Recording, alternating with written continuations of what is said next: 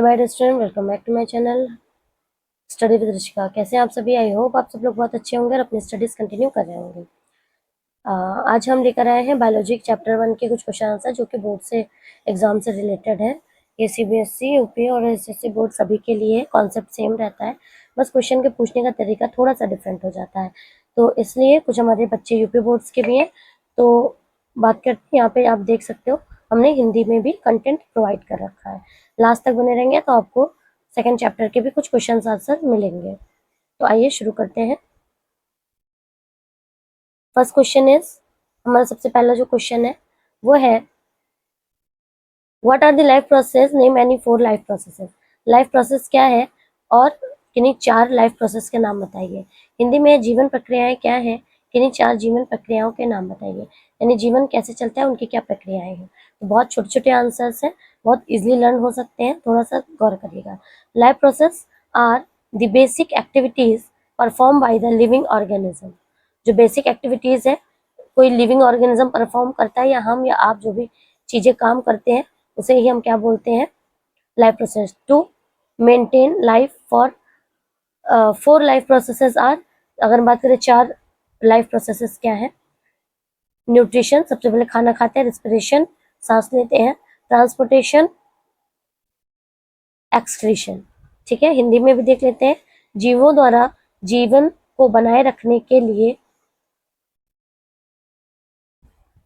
की जाने वाली आवश्यक क्रियाओं को जीवन प्रक्रियाएं कहते हैं। जीवन प्रक्रियाएं 4 है: पोषण, श्वसन, परिवहन और उत्सर्जन। यानी खाएंगे, सांस लेंगे, परिवहन यानी कि पूरे बॉडी में सर्कुलेशन करेंगे, ट्रांसपोर्टेशन करेंगे, और साथ में एक्सक्रीशन, वेस्ट प्रोडक्ट को बाहर कर देंगे। ठीक है, आइए हम नेक्स्ट क्वेश्चन पे आते हैं। हमारा नेक्स्ट क्वेश्चन है explain the process of photosynthesis with a labelled diagram. Photosynthesis is the process by which the green plants prepare their own food from carbon dioxide and water in the presence of sunlight and chlorophyll. Chlorophyll sunlight के presence में काम करते हैं। इसके reaction बेटा मैंने एक ही लिखी है, दोनों के लिए सेम है, तो ये आप देख लीजिएगा। इस रिएक्शन को लिखना बहुत जरूरी है। 6 मॉलिक्यूल है कार्बन डाइऑक्साइड के, 6 मॉलिक्यूल्स है आपके वाटर के। ये आपका ग्लूकोज का एक मॉलिक्यूल, एक के ऑक्सीजन का। डायग्राम की बात कर लेते हैं। एक छोटा सा प्लांट बनाना है। यहाँ पे आप देख सकते हो वाटर हम लेते हैं सॉइल से, नीचे आपकी सॉइल है, और ये कार्बन डाइऑक्साइड जो हम एटमॉस्फेयर से लेते हैं, सनलाइट, सूरज की रोशनी जो हम लेते हैं सूरज से, और इसका सब यूज करके ये फूड बनाते हैं और हमें क्या देते हैं, निकालते हैं ऑक्सीजन। हिंदी में सेम चीज है। प्रकाश संश्लेषण की प्रक्रिया को नामांकित चित्र सहित समझाइए। खांसी आ रही है, थोड़ा ध्यान दीजिएगा। प्रकाश संश्लेषण वह प्रक्रिया है जिसमें हरे पौधे सूर्य के प्रकाश, क्लोरोफिल की उपस्थिति में कार्बन डाइऑक्साइड और तथा वाटर से अपना भोजन बनाते हैं। जो उस भोजन को हम क्या बोल रहे हैं, ग्लूकोज। ठीक है, इस प्रक्रिया को ऑक्सीजन कहते हैं। वही सेम रिएक्शन है। 6 mole of carbon dioxide water gives glucose, और ऑक्सीजन बाहर निकल आएगी। ऑक्सीजन अगर गैस है तो इसको हम ऐसे करके एरो ऊपर की तरफ बना सकते हैं। हमारा third question, describe the structure of the human heart and write its function. The human heart is the muscular organ present in the chest cavity. It has 4 chambers: right atrium, right ventricle, left atrium, left ventricle. अगर हम बात करें तो आपको मैं last question में ही दिखा देती हूँ। सेम वही डायग्राम है, समय नहीं बर्बाद करेंगे। ये हमारे पास एक जो हार्ट का स्ट्रक्चर है, आप देख सकते हो कुछ ऐसे करके बना है। ज़्यादा टाइम नहीं लगता इसको बनाने में। जिन बच्चों को लगता है कि ज़्यादा समय लगता है वो हमें बता देंगे, तो हम उनके लिए अलग से वीडियोस बना देंगे। ठीक है, सिर्फ इस पे अगर ध्यान दीजिए आप, हार्ट पे, यहाँ पे 4 चैम्बर होंगे कुछ इस तरह से। ठीक है, एक जो आपका होगा राइट एट्रियम यानी लेफ्ट एट्रियम है आपका, इधर राइट एट्रियम है, और इधर राइट वेंट्रिकल है, नीचे के दोनों वेंट्रिकल होते हैं, और इधर आपका हो जाएगा लेफ्ट वेंट्रिकल। ठीक है, अगर आप हिंदी में देखोगे तो हिंदी में भी सेम चीज हमने दे रखी है। ये रही आपकी दायां अलिंद, दायां निलय, बायां अलिंद, बायां निलय। ठीक है, अलिंद और निलय की बात हो रही है। अलिंद किसे बोलते हैं, अलिंद किसे बोलते हैं? एट्रियम को बोलते हैं। निलय किसे बोलते हैं? वेंट्रिकल को बोलते हैं। ठीक है, तो अगर आप ऐसे स्ट्रक्चर बनाते हो तो अलिंद आपका क्या हो गया? बायां अलिंद ये रहा आपका, और दायां अलिंद ये रहा। ठीक है, बायां अलिंद और दायां अलिंद। ठीक है, जब आप ऐसे देख रहे हो, जब आप इसकी तरफ फेस करके खड़े हो गए, जैसे मैं अभी, आप ऐसे पढ़ोगे तो आपको ये लगेगा कि ये राइट है, ये लेफ्ट है, लेकिन जब आप अपना फेस, सपोज करो ये आपका, इस साइड आपका फेस है, अगर आप इस साइड आपका फेस है और इस फेस को आप ऐसे रखोगे तो आपको इधर राइट लगेगा, इधर लेफ्ट लगेगा। बट जब आप ऐसे बोर्ड के या फिर कॉपी के सामने ऐसे खड़े होंगे तो आपको करेक्ट दिखेगा, इधर राइट है, इधर लेफ्ट है। इस बात का याद रखना। ठीक है, और इसी तरह से ये आपके हो जाएंगे वेंट्रिकल को हम बोलते हैं निलय। ठीक है, निलय। क्लियर है ये बात? ये 4 चैम्बर्स होते हैं जिनके बारे में हमने डिस्कस किया। ठीक है, so the chambers are separated by a septum walls. ये जो वॉल्स प्रेजेंट होते हैं बीच में, उनको सेप्टम वॉल्स बोलते हैं। ये रहे आपके वॉल्स, ये आप देख सकते हो कुछ इस तरह से है। ठीक है, दोनों तरफ वॉल प्रेजेंट होते हैं। ओके, ये जो है ये वॉल्स है। जब ब्लड ऊपर की तरफ जा रहा होता है, नीचे क्यों नहीं आता? ग्रेविटेशनल फोर्स के अगेंस्ट जाता है। ठीक है, नीचे नहीं आ रहा है, ये वॉल्व क्या करते हैं? इसको रोक के रखते हैं। ठीक है, ये चैम्बर्स जितने चारों चैम्बर्स हैं ऐसे ही सेपरेट होते हैं इन्हीं वॉल्स के थ्रू। The chambers are separated by a septum walls prevent the backward flow of blood. दोबारा वापस नहीं आना पाता। फंक्शंस देख लेते हैं बच्चे। फंक्शंस में क्या है? It pump blood to all the part of the body. ये ब्लड को पूरी बॉडी में फैलाता है। It supplies oxygen and nutrients to body cell. It carries carbon dioxide and other waste away from the cell. यानी carbon dioxide को भी लेके आता है बॉडी से और वेस्ट प्रोडक्ट को भी हमारी सेल से निकाल देता है। नेक्स्ट क्वेश्चन देख लेते हैं, क्वेश्चन नंबर 3। ये तो वही है, उसी का हिंदी वर्जन है। मानव हृदय की संरचना का वर्णन कीजिए तथा इसके काल लिखिए। मानव हृदय एक मांसपेशीय अंग है जो वक्ष गुहा में स्थित होता है। इसके 4 कक्ष होते हैं, दायां अलिंद, दायां निलय, बायां अलिंद, बायां निलय। जो आपको अगर समझ में आ रहा हो तो आप इसके नोट्स बना लीजिएगा छोटे छोटे, जो इजिली लर्न हो सकते हैं। और इसमें आप एक्स्ट्रा, अगर आपने बुक्स पढ़ रखी हैं और अदर नोट्स पढ़ रखे हैं तो इजिली इन छोटी छोटी चीजों में एक्स्ट्रा बढ़ा करके आप पूरा अपना आंसर कंप्लीट कर सकते हैं। इन कक्षों के बीच सेप्टम होता है। वॉल्व रक्त को पीछे की ओर जाने से रोकता है, जिस कारण रक्त गुरुत्वाकर्षण बल के विरुद्ध कार्य कर पूरे शरीर में रक्त का परिसंचरण करता है। मानव हृदय के कार्य क्या है? पूरे शरीर में रक्त पंप करता है, कोशिकाओं तक ऑक्सीजन और पोषण पदार्थों को पहुंचाता है। ठीक है, कोशिकाओं से कार्बन डाइऑक्साइड और अपशिष्ट पदार्थों को दूर करता है। नेक्स्ट आता है, what is the role of enzyme in the digestion. Digestion के क्या रोल्स हैं? Enzymes are biological catalysts that help in the digestion of food. They break complex food substance into simpler soluble substance that can be absorbed by the body.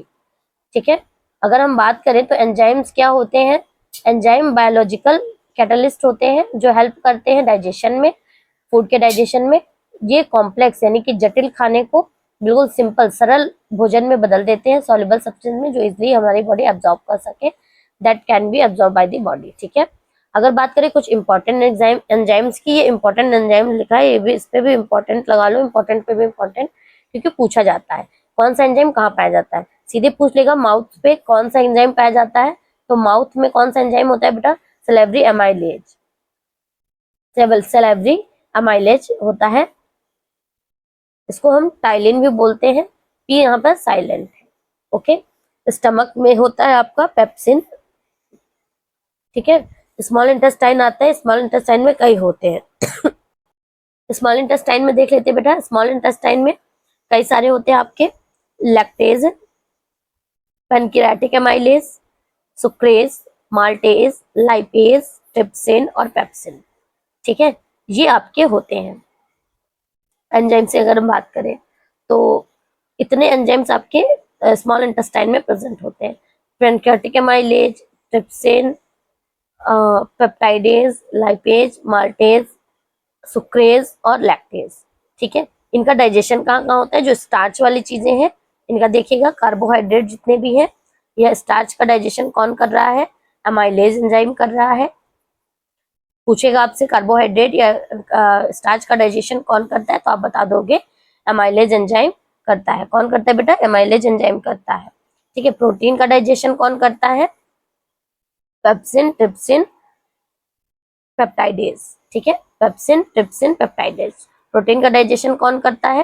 Pepsin, trypsin और peptidase. ये enzymes हैं जो protein का digestion करते हैं। Fat का digestion कौन करता है? फैट यानी जो हमारे बॉडी में एक्स्ट्रा फैट हो जाते हैं, फैट का डाइजेशन कौन करेगा बेटा?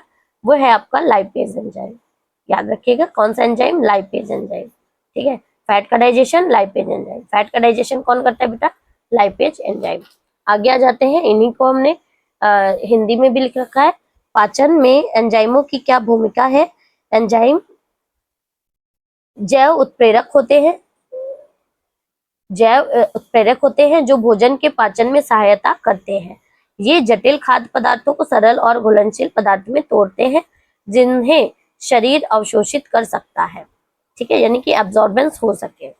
नेक्स्ट आता है difference between aerobic and anaerobic reaction. Aerobic क्या होती है? जो ऑक्सीजन के प्रेजेंस में होती है। एनारोबिक क्या होती है? जो ऑक्सीजन के एब्सेंस में होती है। तो ये सेम वही बात है। एरोबिक में क्या हो जाएगा? ऑक्सीजन इज रिक्वायर्ड, और एनारोबिक में oxygen is not required. Complete breakdown of glucose, इसमें एरोबिक में क्या होगा? पूरा ग्लूकोज का मॉलिक्यूल टूटेगा, इसमें incomplete breakdown of glucose. More energy is release, इसमें ज्यादा एनर्जी बनती है, इसमें लेस एनर्जी इज रिलीज, इसमें कम एनर्जी बनती है। यहाँ पर अगर आप ध्यान दो तो बहुत इंपॉर्टेंट पॉइंट है, वन ग्लूकोज मॉलिक्यूल्स के ब्रेकडाउन होने से 38 एटीपी एनर्जी रिलीज होती है। और इधर बात करें तो 1 ग्लूकोज मॉलिक्यूल के ब्रेक होने से आपकी 2 एटीपी एनर्जी रिलीज होती है। क्लियर है बच्चे? इसी को हम लोग एरोबिक और एनारोबिक को हम लोग यहाँ पर बोलते हैं वायवीय और अवायवीय श्वसन। तो में अंतर है, वायवीय अवायवीय में अंतर। तो ऑक्सीजन की आवश्यकता होती है, इसमें ऑक्सीजन की आवश्यकता नहीं होती है। ग्लूकोज का पूर्ण विघटन होता है, यानी ग्लूकोज का मॉलिक्यूल पूरी तरह से टूट जाता है। इसमें अपूर्ण यानी अधूरा विघटन होता है या अपूर्ण विघटन होता है। अधिक ऊर्जा निकलती है, इसमें कम ऊर्जा निकलती है। और सेम बात वही हमने लिखी है, ग्लूकोज से 38 एटीपी एनर्जी प्राप्त होती है और इसमें 2 एटीपी एनर्जी प्राप्त होती है। जो एनारोबिक रिएक्शन होती है बेटा, वो फंगस, बैक्टीरिया, कुछ बैक्टीरिया है उनमें होती है। ठीक है, इसीलिए अचार की बरनी में फंगस लग जाते हैं, आसानी से वो ग्रो कर जाते हैं क्योंकि उसमें अचार की बरनी टाइट बंद होती है, फिर भी उसमें फंगस लग जाते हैं। बहुत इंपॉर्टेंट बात आती है यहाँ पर, इंपॉर्टेंट चीज है बेटा, ये फुल फॉर्म है। आप चाहे तो इसको हिंदी में कर लीजिएगा, नाम इनका सेम रहेगा। ठीक है, मैं कंटिन्यू बनाती जा रही थी, बैक हो गया था, तो फिर से देखते थे फुल फॉर्म। मैंने कहा था सेम रहेगा, बाकी बच्चे जो हिंदी मीडियम वाले हैं वो मतलब यूपी बोर्ड के जो भी हैं वो अपना हिंदी में लिख सकते हैं। ठीक है, देखो पढ़ाई जैसे भी करो, हिंदी में इंग्लिश में मैटर नहीं करता, बस आपको पढ़ाई करनी होती है, जिसमें जिसको समझ में आए उसमें करनी चाहिए। एडीपी का फुल फॉर्म एडिनोसिन डाइफॉस्फेट, इस तरह से हम लिख सकते हैं। और दूसरा है एटीपी एडिनोसिन ट्राइफॉस्फेट, 2 फॉस्फेट इसलिए डाई, यहाँ 3 है तो ट्राई, यहाँ डाई की जगह बस ट्राई हो जाएगा, बाकी सब सेम रहेगा। एनएडीपी का full form nicotinamide adenine dinucleotide, nicotinamide adenine dinucleotide phosphate. ठीक है, यहाँ पे H जुड़ा हुआ है, एनएडीपी के साथ बस H जुड़ा हुआ है। H का काम होता है हाइड्रोजन रिडक्शन करना, सो रिड्यूस सेम रहेगा, बाकी nicotinamide adenine dinucleotide phosphate. Clear है? इतना बहुत आसान है, डिफिकल्ट कुछ नहीं। 7th क्वेश्चन भी मैं कराई दी थी अभी। What is the function of bile juice? Bile juice जो है प्रोड्यूस करता है, प्रोड्यूस होता है बाय द लिवर, यानी यकृत के द्वारा ही प्रोड्यूस होता है। ठीक है, and stored in the gall bladder, पित्त की थैली यानी पित्ताशय में, गॉल ब्लैडर में स्टोर भी हो जाता है। It help in the digestion of fat, fat के डाइजेशन में हेल्प करता है, जिससे इमल्सिफिकेशन, फैट का मतलब क्या होता है? फैट को छोटे छोटे पार्ट्स में तोड़ देना। Emulsifying fat into the small droplets, यानी जो ऐसा है मतलब कि संग्रहित करके उसको ब्रेक डाउन कर देना, ठीक है। It also make the acidic food coming from the stomach, जो एसिडिक फूड आ रहा है स्टमक से उसको एल्कलाइन करने का भी काम करता है। यानी कि पित्त के रस जो है यकृत द्वारा बनाया जाता है।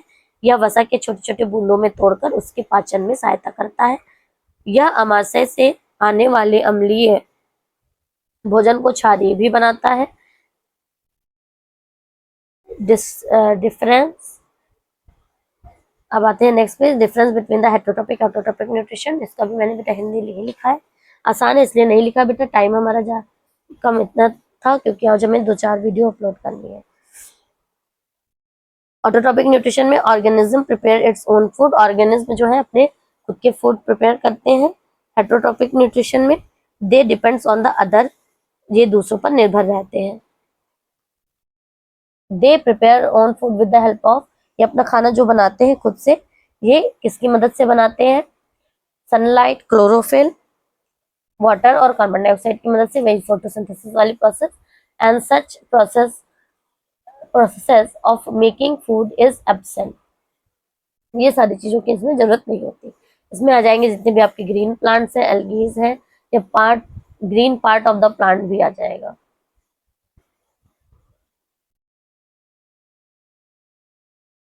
इसमें ह्यूमन हो गए, एनिमल हो गए, हम इन पे ही डिपेंड, प्लांट्स पे डिपेंड रहते हैं अपने फूड के लिए। नेक्स्ट क्वेश्चन नंबर 9 आ जाते हैं बेटा, बहुत इंपॉर्टेंट है, मोस्ट वीआईपी लिख लीजिएगा, क्योंकि ये अभी आपने सुना भी नहीं होगा इतनी जल्दी कि सोच भी नहीं सकता कि कोई इस तरह का भी क्वेश्चन पूछा जा सकता है। Describe the role of water in the photosynthesis, यानी वाटर का क्या रोल होता है फोटोसिंथेसिस में। सीधी सी बात लिखेंगे, ज्यादा घुमा फिरा के नहीं लिखेंगे। Water is absorb by the root and transport to the leaves during photosynthesis, photosynthesis के द्वारा अब जो है यूज कर लिया जाता है। वाटर प्रोवाइड हाइड्रोजन, वाटर के थ्रू, यानी H2O हमें क्या देता है? H2 प्लस O2 देता है ना, टूट जाएगा तो water provide hydrogen for the formation of glucose. यही जो हाइड्रोजन है, ये जो हाइड्रोजन है जो हमें क्या मिल रहा है? वाटर से, ये ग्लूकोज के फॉर्मेशन में मदद करता है। Oxygen is release is the by product, जो हम ऑक्सीजन इनहेल करते हैं, ठीक है, जो ऑक्सीजन गैस हम लेते हैं वो एज अ बाई प्रोडक्ट बाहर निकाल दिया जाता है स्प्लिटिंग ऑफ वाटर, ठीक है, वाटर वेपर्स के साथ में। प्रकाश संश्लेषण की प्रक्रिया में जल का क्या भूमिका है, वर्णन कीजिए। जब जल को जड़ों द्वारा अवशोषित करके पत्तियों तक पहुंचाया जाता है तो प्रकाश संश्लेषण में जल से हाइड्रोजन गैस हाइड्रोजन प्राप्त होता है, जो ग्लूकोज के निर्माण में उपयोगी होता है। जल विघटन से ऑक्सीजन भी निकलती है, ठीक है। आगे लिख सकते हो, जिसका उपयोग हम मनुष्य द्वारा या एनिमल्स द्वारा सांस लेने के लिए किया जाता है, ठीक है, श्वसन के लिए। Define the process of excretion with label diagram. अब बात करना है एक्सक्रीशन का प्रोसेस, आपको करना है with the help of label diagram, diagram के साथ में। अगर हम बात करें बेटा तो डायग्राम हम यहाँ पर बना देते हैं पहले, छोटा सा, इस बात का ध्यान रखिए, थोड़ा सा ज्यादा समय नहीं लगता है डायग्राम्स में, बस थोड़ा सा आपकी मदद चाहिए होती है, पेशेंस बहुत जरूरी है।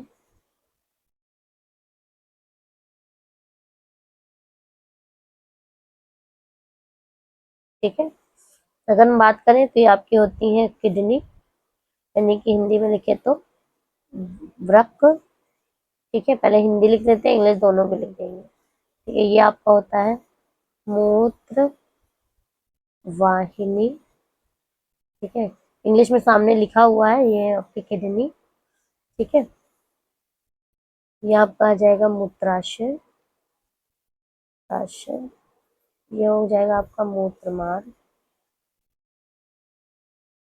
ठीक है, इंग्लिश में भी लिख सकते हैं। ये आपका होता है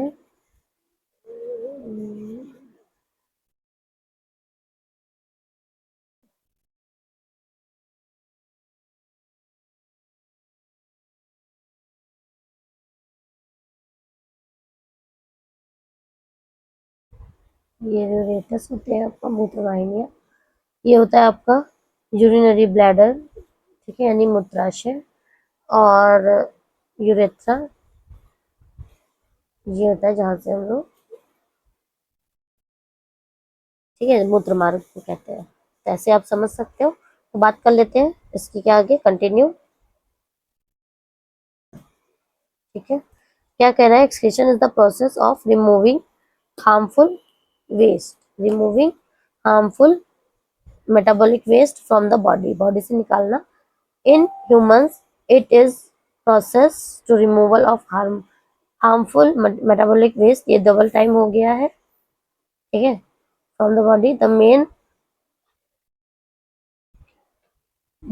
excretory organs are kidney, ureters, urinary bladder और urethra.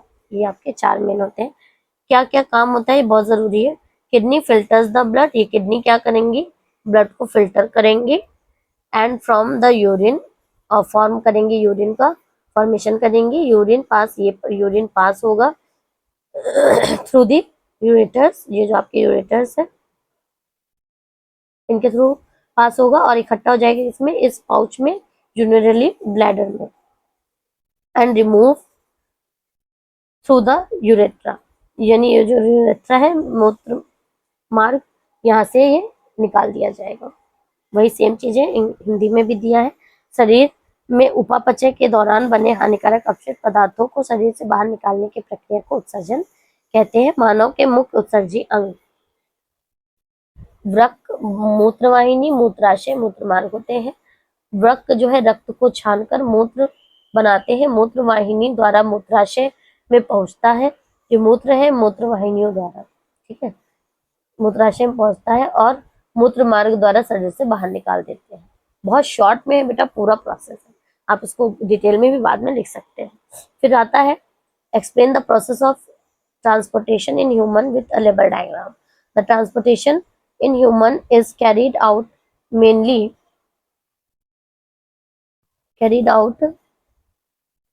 mainly by the circulatory system which consists of the heart, blood and blood vessels। ठीक है, क्या काम करते हैं, the heart pump the blood through the body, arteries carry blood, जो arteries होती हैं, आर्टरीज की वॉल मोटी होती है, थिक होती है, कंपेयर टू जो ये हमारी आर्टरीज होती है, आर्टरी की वॉल क्या होती है बेटा, थिक, मोटी होती है, ठीक है। इस थिक होने की वजह से ये आर्टरीज ब्लड को, यानी हार्ट से ब्लड को लेकर आएंगी, तो हार्ट प्रेशर के साथ पंप करेगा, इसलिए इनकी वॉल्व मोटी होती है। Carry out the blood away from the heart, heart से जो है क्या आपका बाहर आती है। Veins carry blood through towards the heart, arteries जो है कैरी करती हैं ब्लड को away from the heart, and the veins carry the blood toward the heart. Capillary help in the exchange of oxygen, nutrients, hormones and waste through the body. Capillaries पतली होती है इसलिए easily इनसे transformation हो सकता है। जैसे ये देखिएगा बेटा, मानव में परिवहन का मुख्य कार्य पूर्ण रूप से परिसंचरण तंत्र द्वारा होता है, जिसमें हृदय, रक्त और रक्त वाहिनिकाएं शामिल है। हृदय पूरे शरीर में रक्त को पंप करता है, धमनियां रक्त को हृदय से शरीर की ओर ले जाती हैं, शिराएं रक्त को हृदय से शरीर की ओर लाती हैं। यानी धमनियां का काम है, आर्टरीज का काम है रक्त को हृदय से ले जाना और इनको शरीर से वापस लाना। केशिकाएं रक्त और ऊतकों के बीच में ऑक्सीजन और पोषक पदार्थों का, अपशिष्ट पदार्थों का परिवहन करती है। ये आपका है, ऊपर से देखो हार्ट से आ रहा है, ठीक है, लंग से अंदर की तरफ आ रहा है पल्मोनरी वेन द्वारा, यानी कि जो वेन्स यानी कि आपकी शिराओं का काम क्या होता है, अशुद्ध रक्त को बहना, लेकिन ये शुद्ध रक्त यानी ऑक्सीजन से भरा हुआ रक्त है, इसलिए इसका नाम हो गया पल्मोनरी वेन। ऊपर से ला रही है और ले जाने के बाद में जो आपका लेफ्ट आर्ट्रियम है इसी के द्वारा पूरी बॉडी में मूव करा रही है एरोटा के थ्रू। और यहाँ पर ये कुछ केशिकाएं हैं, कैपिलरीज है, ये पूरी बॉडी में अवशोषण कर रही हैं और यहाँ से रिटर्न होकर के वापस जा रहा है किसमें, हार्ट में। अब यहाँ से ऑक्सीजनेटेड ब्लड जा रहा है ना, तो कार्बन डाइऑक्साइड ले, तो ये काम नीला ही कर दे, जो आपकी रिक्तिकाएं, शिराएं हैं वो कर देंगी, यानी वेन्स का काम है, ये वेन्स होती हैं, ठीक है। बट ऊपर से जब बाहर निकल रही है तो ये आर्टरी है, लेकिन आर्टरी का काम होता है, ठीक है, आर्टरी का काम क्या होता है कि यहाँ से ऑक्सीजनेटेड ब्लड को कैरी करना, लेकिन ये ले किसको जा रही है, डीऑक्सीजनेटेड ब्लड को, यहाँ पर हो जाएगा पल्मोनरी artery,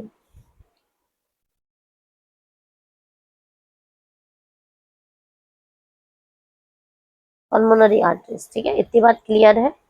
थोड़ा सा देखिएगा, हमारे पास थोड़ा समय कम है। फिर आता है आपका कुछ क्वेश्चन है। हमने कहा था कि आपको नेक्स्ट चैप्टर के मिलेंगे। What is the coordination, it is necessary in the living organism. Coordination क्या है, समन्वय क्या है, या जीवों में क्यों आवश्यक है। Coordination is the process by which the different part of the body work together. हमारी बॉडी के अलग अलग पार्ट्स एक साथ काम करते हैं।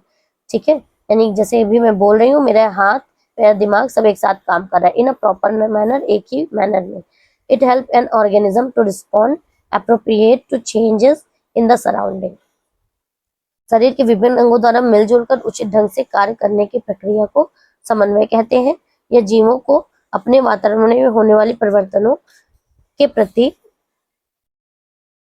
उचित प्रक्रिया करने में सहायता करता है। फिर आता है नेक्स्ट आपका what is the reflection, give, इसके प्रतिवर्ती क्रियाएं क्या है, रिफ्लेक्शन क्या है, गिव वन एग्जांपल।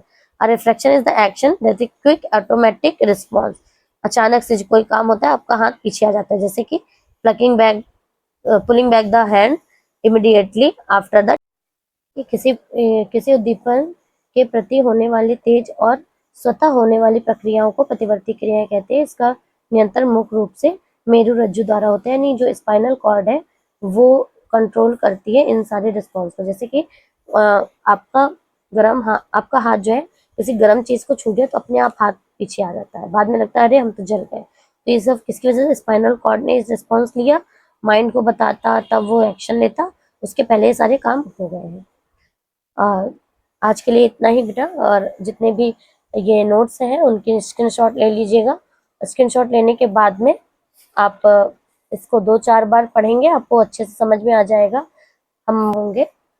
सो हो सके तो बेटा प्लीज़ सपोर्ट करिएगा, और जितना हो सके कोशिश करिएगा, पढ़ाई ज़रूर करें, टाइम भी करें, और इतना ही कर लेंगे, छोटे छोटे आंसर्स है तो आप बोर्ड्स एग्जाम में फाइनल की तैयारी कर सकते हैं। और भी क्वेश्चंस हम कराएंगे आने वाले टाइम पर। तो तब तक इतना ही। Thanks for watching.